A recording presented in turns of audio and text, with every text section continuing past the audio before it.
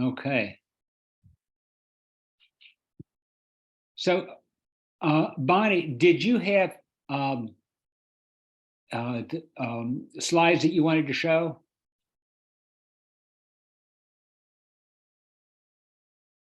Yeah, just a couple to go through. Oh, okay, fantastic. So you know how to, Joe said that it's not, he's the Zoom master. He said it's not much of an issue to share screen. So Joe, does Bonnie just click the share screen herself, or do you have to click it? No, I don't have to do it. It's Oh. set up so anybody can share one at a time. Oh, okay. So we will, I have what, about 7:34? Yeah, why don't we go ahead and get started? And Bonnie, are you able to share screen? Yeah, I was trying to figure out if I could share just like one of my tabs, but it's looking like I have to. Anyway, I should be okay now. Okay. Bonnie is with the Open Space Council. Are you the director of the Open Space Council? Yes, I am the executive director. Okay, great. Sorry, I'm just trying to get it on presentation mode. Here we go. So why don't you facilitate during Pete? But she's going to be talking. Okay. So yes, I'm Bonnie Harper, and I'm the executive director for the Open Space Council for the St. Louis region. So Don invited me to talk to you guys a little bit more tonight because I was part of a bigger group of people. I think it was in December when we were discussing sort of solutions for some of the flooding going on in the region. And I briefly mentioned kind of the role that we help try to play as a solution in terms of protecting and preserving open space, which there's a number of reasons why we do that. But flood mitigation is definitely one of those reasons. So I was just going to talk a little bit about how we do that and how we could do more of that, I guess you could say. So just quickly about who we are. So we're a 501c3 nonprofit that we were founded in 1965. So I just put our mission statement up on here so you can see that you know, we very much work to conserve and sustain the natural resources in the St. Louis region. So that's really why we were founded. And so all of our programming is very much in line with this mission. And so one of our, I'm not going to talk about all of our programming opportunities, but I will focus in on our land trust program, which is really the reason why we were founded in 1965, was to protect open space from development and create sort of a new park system in the region as the region was experiencing, you know, rapid urban growth in the 60s. And so we are, we started as a group of concerned citizens about those development patterns in the region, particularly around how we were encroaching into our floodplains, and especially along the Merrimack River corridor as well. So we got a group of citizens got together to start fundraising to buy land, and then subsequently donate it to either the state or the county or cities to become permanent green spaces in our region. So that's really what we started out as, and that's what we continue to do today. So what you're seeing here is a photo of it's about a 6-acre piece of property in Brentwood that we just recently helped the city of Brentwood to acquire. This literally just happened in October of last year. And so I will just go into a little bit about this particular piece of property that we helped acquire and how that came to be and why this particular piece of property. As an example of some of the open space projects that we we tend to work on to help specifically with flooding in our region. So as you guys all know, you know, the main reason are, well, I guess one of the main strategies for reducing these localized flooding events that our region has been experiencing is through green infrastructure practices, or really sort of these practices to try to get more of the rainwater absorbed by our natural systems. And so there's lots of green infrastructure that can do that, like rain gardens and retention ponds and permeable pavements and all that, and all those sorts of things. But I guess open space is almost kind of like a green infrastructure practice as well, except you don't have to necessarily install anything or build anything. It's about saving what is already there that is serving green infrastructure as a green infrastructure purpose. So these, this open space, it really acts as a way for these rain events. It slows the water, traps the water, and absorbs the water, particularly in our floodplains and riparian corridors. It provides room for the waters in those streams in our urban environments to, it provides room for them to flow. And hopefully not damage property in the process. So I guess my point with this slide is that open space is a way to complement other green infrastructure practices in an overall flood mitigation strategy. You can't really have one without the other. Green infrastructure, open space, and gray infrastructure really all need to work together if we're really gonna, I guess, make a dent in and how flooding is affecting our region. And so it's important to understand, where to put these strategies and practices in place, where and what are the best green infrastructure components that are needed. And that requires a lot of studying to determine that, and modeling, a lot of modeling to determine which practices are going to work the best, depending on the watershed that you're talking about and the hydrology of that watershed. And so it's not just a random, you don't just look at these things randomly and decide, oh, we're going to try this. So I guess that's kind of my point that I was trying to make with this. It's all kind of based on a lot of planning, which gets me to my next slide. So that Brentwood, that piece of land in Brentwood was identified as part of a broader planning process that the city is undergoing called their Brentwood Bound Plan. So this plan is really to address similar localized flooding that they're having because of Deer Creek and all the development in Brentwood and flooding between Deer Creek and Hanley Road and South Brentwood Boulevard. So as you can see, they've had 26 floods causing significant damage to residents and businesses in this area. And so they decided that they really needed a comprehensive plan to address these issues and figure out exactly what green infrastructure practices are needed, what open space protection and preservation is needed.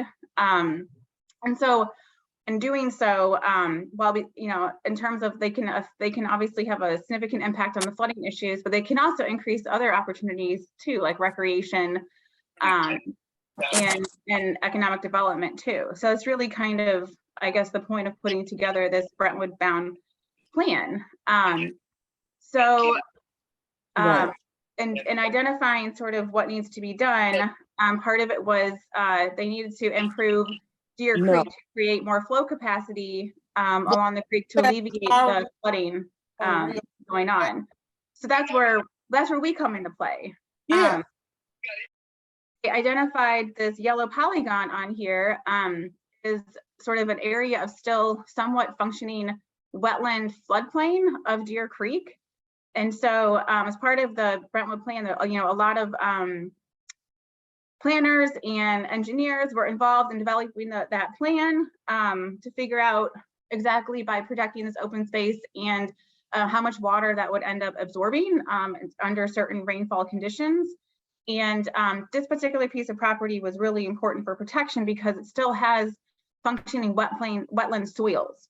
So these soils are able to absorb a high amount of water, particularly when Deer Creek overflows.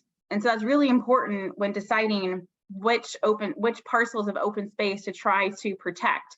You want to make sure that it's really the ones that are going to do the best job at absorbing water in these high rainfall events, because in many cases, you know, when you're protecting open space, you're probably it's going to be you're probably going to end up purchasing it from someone or something, and so that's never a cheap endeavor to do. And so it's important to be strategic about where you're putting your money to do that.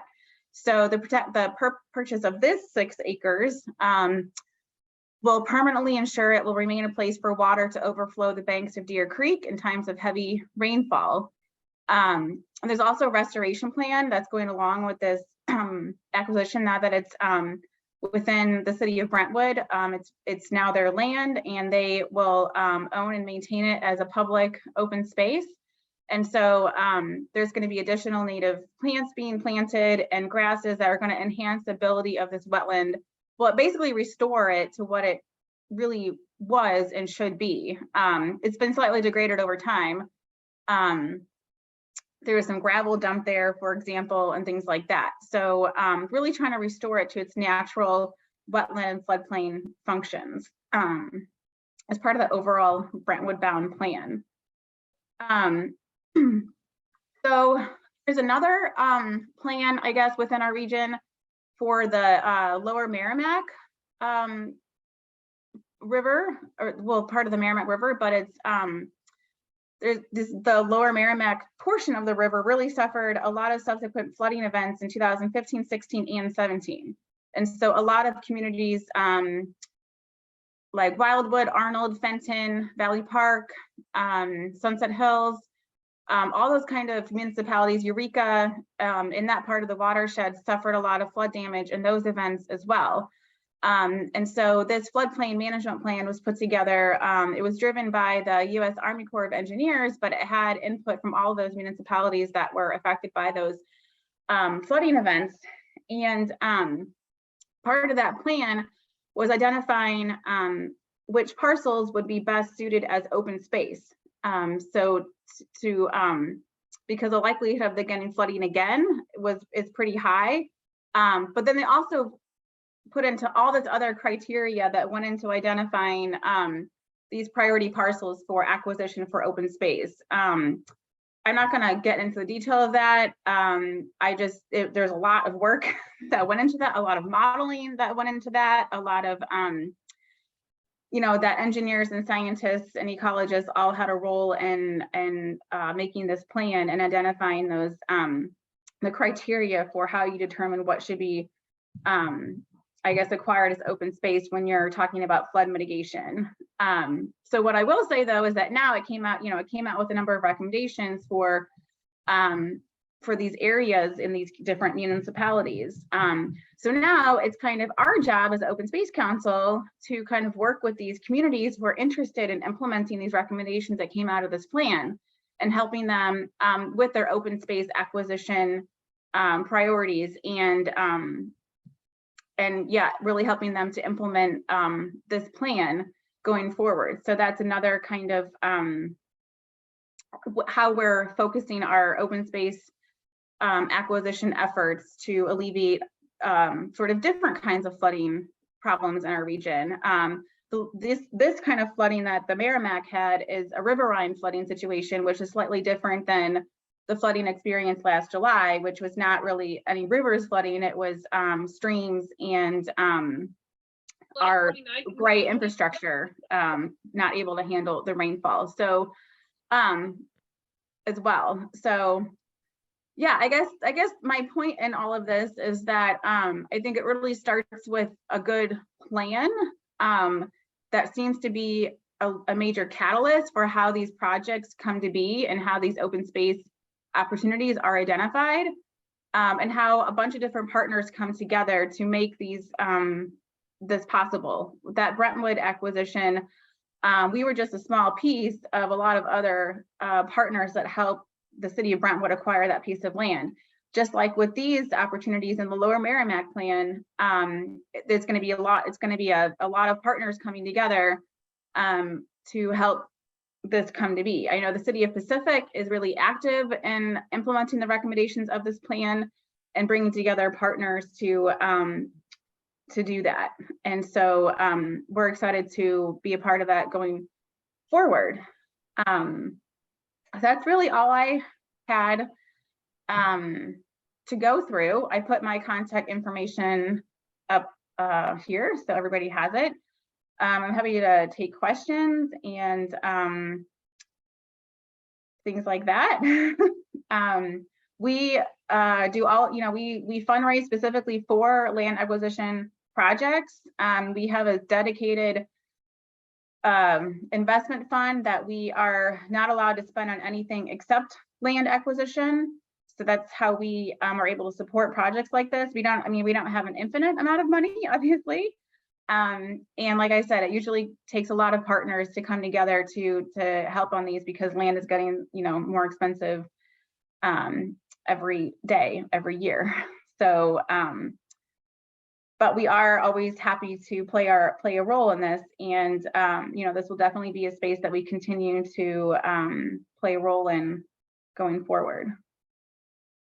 Okay. Where was that second, is that Pacific? Where is that located? The City of Pacific? At the City of Pacific. That's what I wondered. Okay. Yes, yeah, the City of Pacific. There's a number of municipalities that Lower Merrimack Plan talks about and has recommendations for. I just put the City of Pacific as an example of one of those municipalities who's really taking those recommendations to heart and really trying to do their best to implement them. Thank you. Okay, Bonnie, and all this is Don Fitz. I've coordinated the discussions that we've had since the end of 2022. And now the discussions are coordinated by the University Heights Neighbor Association, or are going to be. I wanted to ask you, Bonnie, I thought the information you gave was really good. Are there any plans to work with River des Peres, which was the source of the flooding that happened on July the 26th? Is that a workable possibility, or is the River des Peres just too cemented in to do anything about? That's a good question. I know, well, I don't, sorry, let me back up. I know that there's an effort to daylight part of the River des Peres in through Tower Grove Park. And I think that's supposed to try to help with some flooding alleviation, as well as a lot of other reasons for doing that as well. So the fact that I'm not entirely sure why that particular section was identified for doing that, other than it was in Tower Grove Park and that provides a good educational opportunity. But if there could be opportunities for that to happen, elsewhere in the watershed potentially. So just because it's cemented over doesn't mean it has to be permanently cemented over forever. There are stream daylighting projects going on across the US. I think a really big one happened around LA, I think a couple of years ago. So there's also that to consider as well.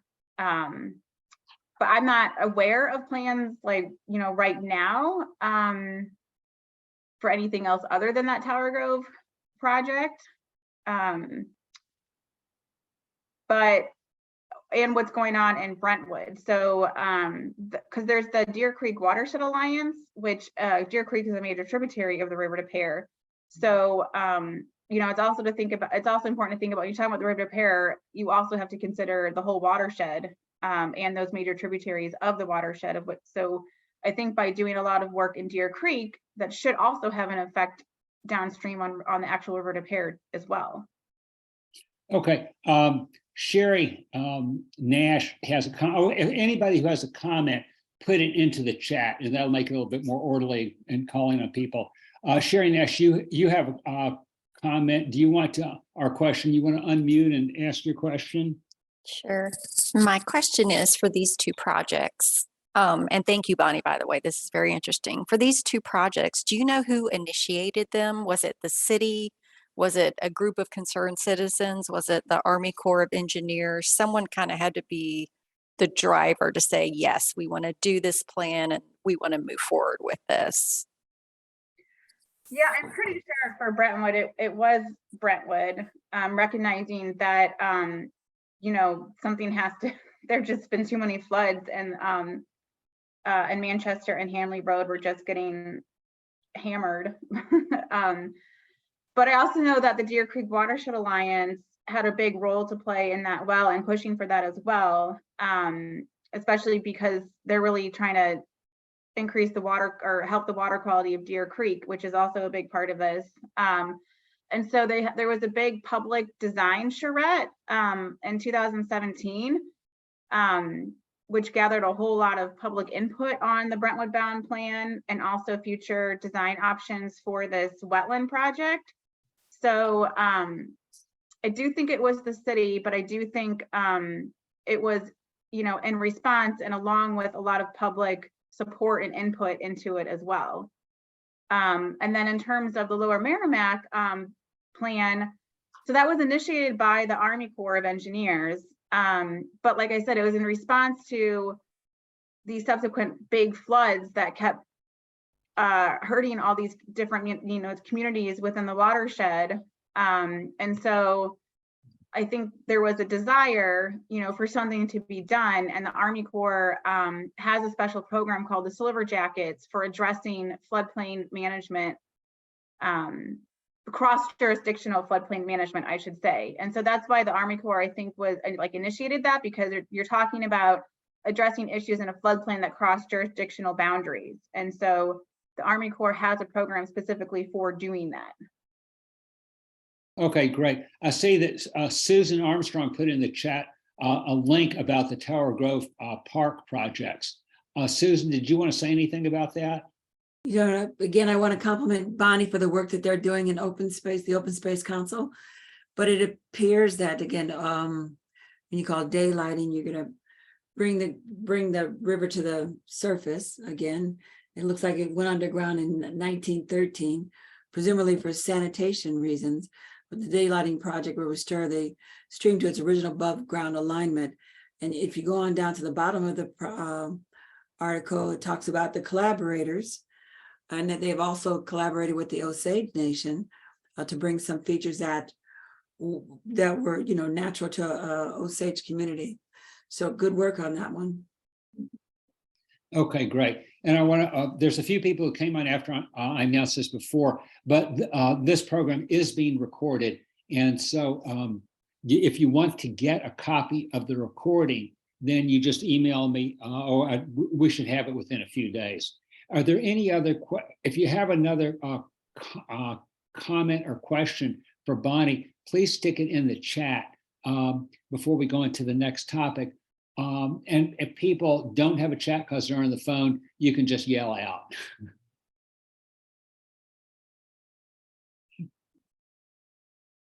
Okay.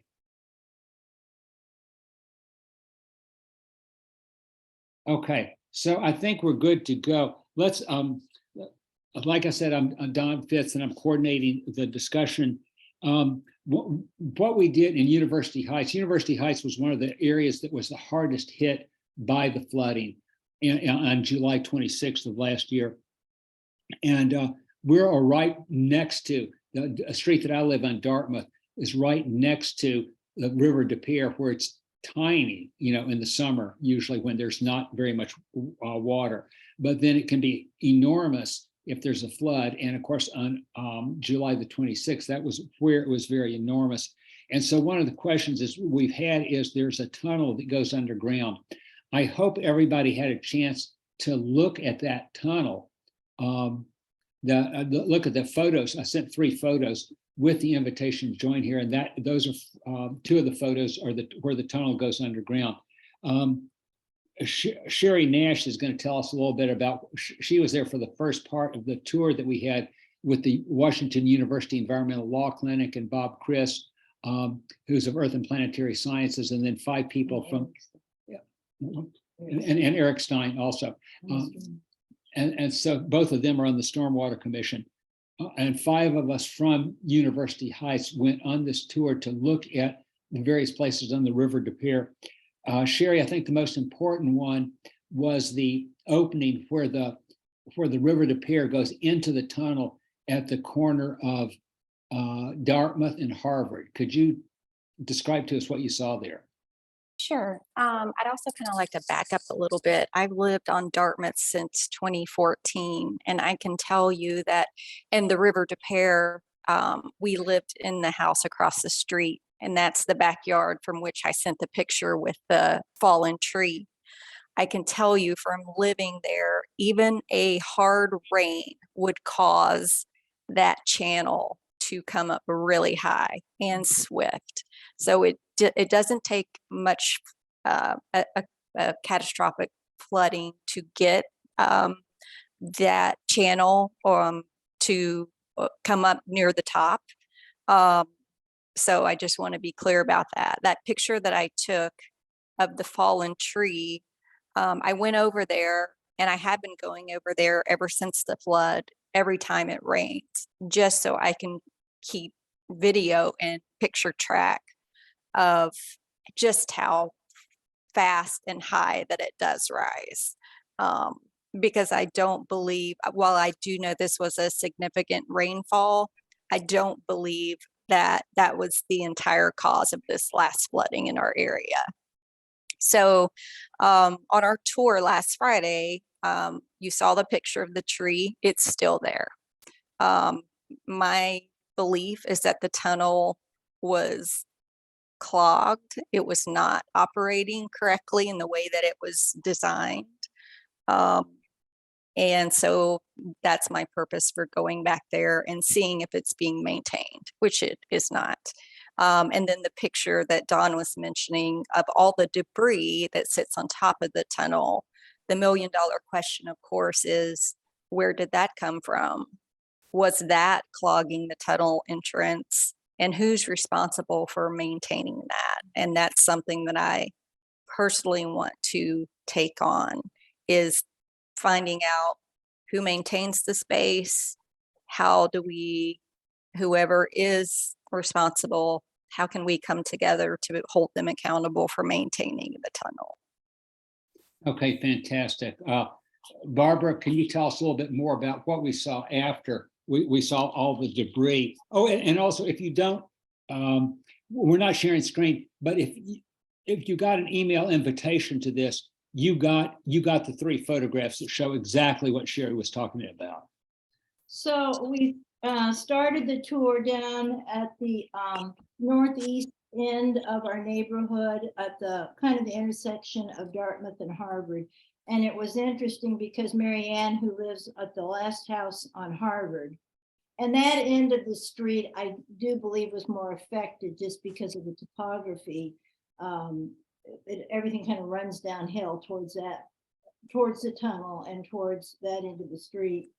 And she had pictures, and it was very interesting because it was hard to orient people. She had pictures of the flood, and the water was so high. She had a picture of the street sign, and the water was up to the top of the street sign. And the students were like, where is this? And I said, that's the street sign. And here it is in the picture, just barely above the water. And everybody was very shocked by that. How high it was.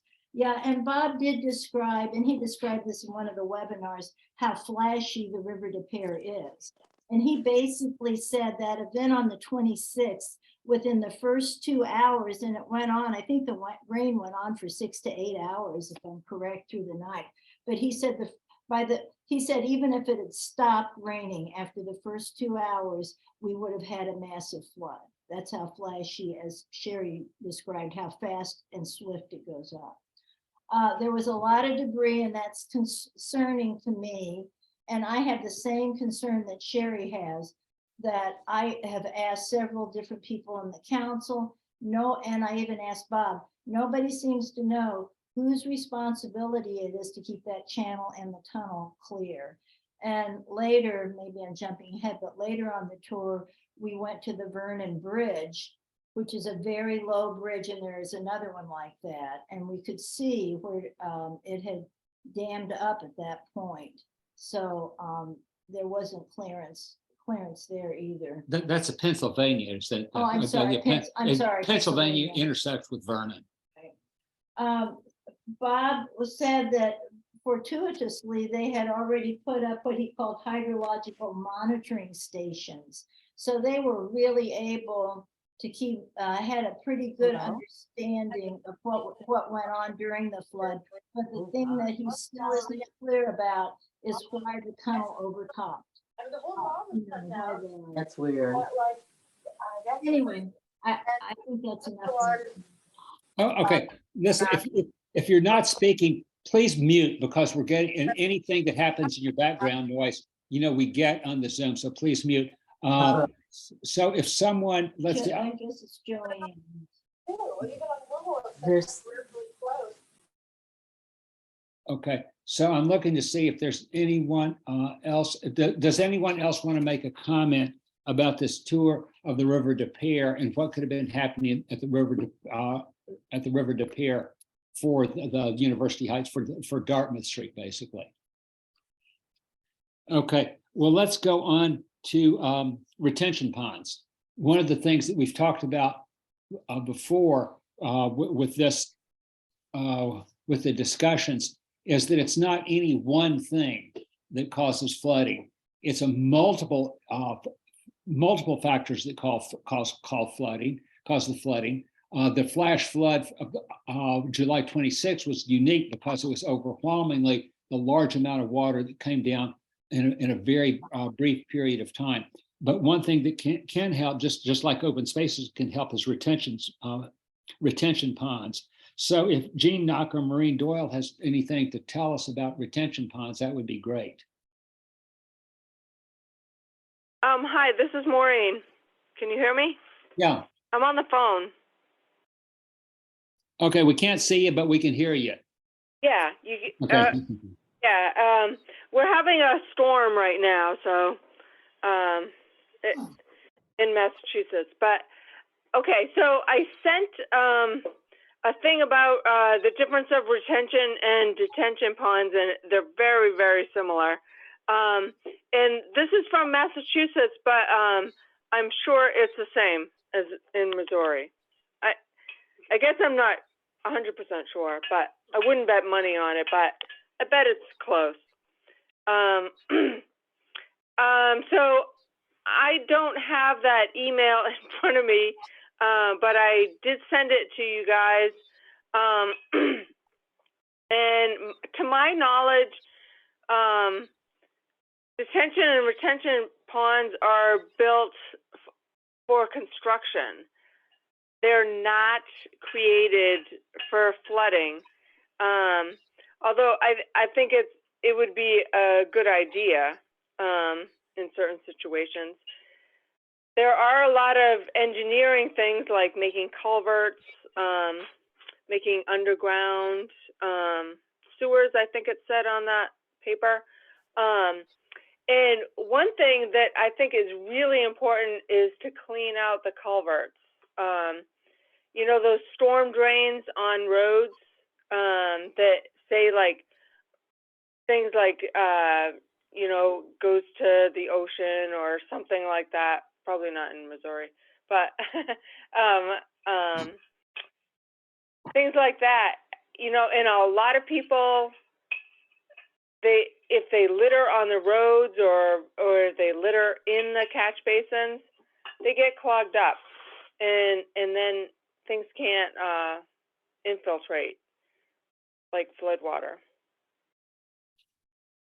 Okay, Jean Knock, did you have anything to add to that? Do we have Jean? Maybe she's unmuting.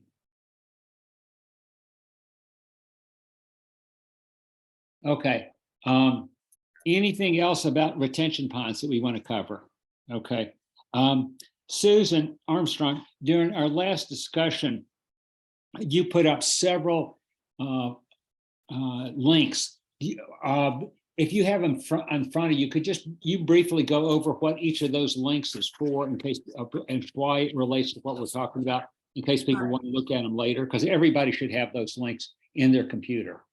Right, Don, the looking at your email tonight, Zoom link for floods, under 4, I sent out a link to University City Stormwater Commission and the things that Bob, Chris and his team is working on. I sent out a link to applications to serve on U-City boards and commissions to impact change. I sent out MSD's detention pond link that describes detention ponds and what you can do to help out with stormwater. And then I also sent out a link to Bob Chris was on TV as a Missouri expert talking about the flood devastation in university cities. Thank you, Don. Okay, great. I would urge everybody to watch Bob Chris on TV, the last link that Susan mentioned. That was, that happened, I can't remember the date of that. Bob Chris is going to speak to us to the University Heights neighborhood on February the 26th at our neighborhood at the University Heights annual meeting. So if you're not in University Heights, you won't get a chance to hear him. And that would be especially important for you to watch that if you have not seen a talk by Bob Chris before. Because the next point we're going to mention is that he made recommendations for low-cost methods of reducing flood damage. And those should be on your email. One of the things they're urging the city council to do is to set up a whole series of lectures to provide the helpful information to people. And I've mentioned to Bob and other people working with him that that's going to have to be continuous because it's never going to stop because people are constantly moving in and out of every neighborhood in the country. The other thing is that the early warning system, I don't think it's nearly strong enough in University Heights, or it really needs to be along the River de Pere. I've heard that it went off the morning, but I personally did not hear it. What certainly was not loud enough to wake me up in the middle of the night.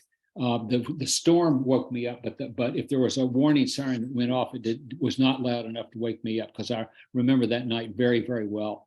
And another thing that he's recommending to University City is that they work with MSD so they can figure out who's responsible for all of the channel maintenance, the downspout connections, the drainage, and everything like that. And I mean, that's one of the things that people mention over and over again, is that the River de Pere, where it goes through University City, there's all sorts of stuff there. And nobody knows who's supposed to clean it out, but whoever is supposed to clean it out is obviously not doing what they're supposed to be doing. And if you can look in your outline, and if there's anything else you want to raise or want to make a comment about, just stick that in the chat, and we can recognize you for making a comment about that.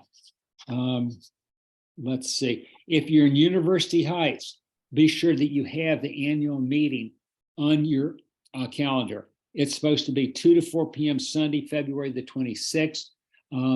This will be the first time we've gotten together in person in several years because of COVID. We met only by Zoom. So this will, excuse me, this will be extremely important. It's going to be at the Lewis Center in University City. Okay, the next discussion of this group will be 4 weeks from tonight, Wednesday, February 22nd. If you were at the last webinar we had in December, you remember Mark Vogel of Great Rivers Greenway. And so he's going to explain what a greenway is and how it works to prevent flooding. And so I just wanted to explain briefly how this group has come to be. Green Party did 2 webinars, one in September and one in December. And so both of the webinar, Bob Chris was on the first webinar, and then Dr. Knauf from St. Louis University was on the second, explaining the overall ecology of rivers and how they interact with the entire ecosystem and with the entire geographic sense system around them. And so we contacted people who were on those webinars, or I did, and asked them that they would like to discuss things more, and we did. And basically, as time has gone by, we have more and more people interested in the flood discussions that we're having.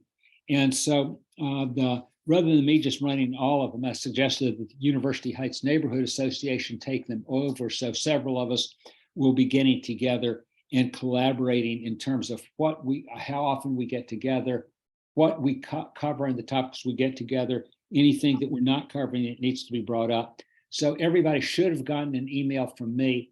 And if you want to have any input into what you would like to see us cover, be sure to send me an email, or bring it up right now. So that's pretty much what we had to cover this evening. Is there anything else that anyone would like to bring up? Let's see.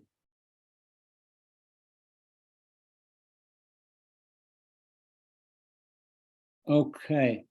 Well, I'm not hearing anything else. So unless somebody else has a point that they'd like to bring up, I just be sure to tune in on the 22nd of February, because like I said, we will be hearing from Mark Vogel of the Greenway, the Great Rivers Greenway. Here, I have a thought, Okay. Don. I'm wondering if we could get a representative from MSD to come to one of these discussions, because there seem to be a lot of questions, about the intersection or of the sewer system and the River Des Peres, and who has responsibility for what. Okay. So, Yeah, that's, and Amy Ziegler said, has University City done anything about the July flooding? Well, University City has listened to people talking about the flooding. I don't know if anybody knows of any concrete actions that University City has done. Please, say so now, because I mean, other than saying that one of the points that Bob Chris has made is that the Stormwater Commission has been making suggestions for 5 years and has been ignored. And so they haven't really, University City is finally putting in an early warning system. However, it did not, like I said, it did not warn me. And University City is saying it's going to do things, but I don't know, what else. If anybody knows of anything that University City is doing, please let me know, please say something now. Okay. Well, I want to thank everybody for joining us this evening. We covered a lot of territory, and I think that we are going to next time too, because a lot of people, would like to hear from Mark Vogel, and he has a lot to say. And I want to thank Bonnie Harper for her very good presentation at the beginning of yeah, this it's program. really good. Okay, I'll catch everybody later. Thank you, Don. Okay, Thank you, bye-bye. Don. Thank you Right. very much. Yeah.